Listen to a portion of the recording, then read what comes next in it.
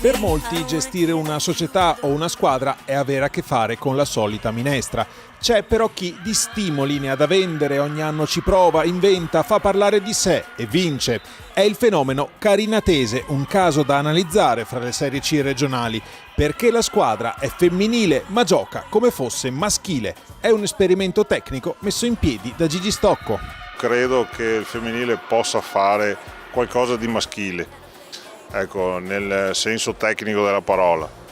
E sto cercando, assieme ai miei collaboratori, di provare questa strada. Vedo che le ragazze reagiscono in maniera molto entusiasta, perché proponiamo delle cose che magari prima neanche pensavano di poter fare, e una volta che riescono a raggiungere questi gesti in più, questi lavori in più, vedo che sono contentissime, insomma, ecco, io credo si possa fare. È un po' strano perché tutti quando ci vedono giocare dicono sembrate una squadra maschile e a noi diciamo non ci sembra, perché all'interno alla fin fine giochiamo come una squadra femminile, però tecnicamente cerchiamo molto la velocità nel gioco e i colpi forti, e quindi magari a volte sembriamo un po' dei maschi. Molto spesso gli allenatori del femminile modificano il loro modo di pensare a somiglianza di quello delle atlete. Qui è il contrario,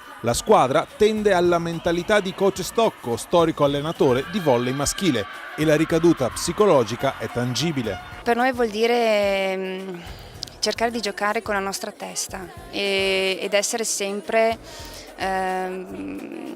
partecipi all'interno della squadra, non cercando sempre un conforto, uno sguardo dall'allenatore, ma cercando anche di venire fuori con le nostre forze dalle situazioni più brutte. Loro hanno delle potenzialità, molte potenzialità in più di quelle che riescono a fare.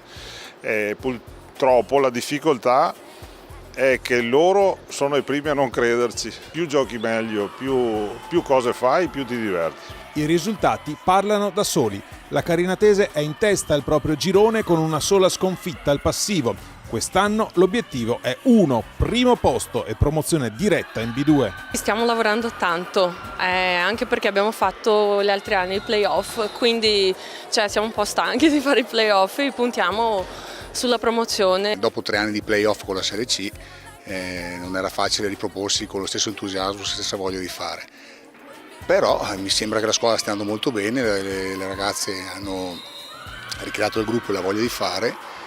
Credo che quest'anno ci sia possibilità di evitare i playoff. Gli unici 2 innesti sono stato il palleggiatore, che comunque è un ottimo palleggiatore, e abbiamo comunque la possibilità di avere dei cambi. E il libero, che è veramente un punto di forza per la nostra squadra. Quest'anno abbiamo fatto la squadra per arrivare in B, dove è il nostro obiettivo, e cerchiamo in tutti i modi di non rifare i playoff, perché sono un po' la palla al piede di questi ultimi 3 anni. Abbiamo una squadra fortissima che veramente fa onore a questa frazione, ma in genere i cittadini di Carainati sono persone molto vive, molto attente e molto grintose, con la voglia di fare. La squadra esprime un po' il carattere della gente di Carainati.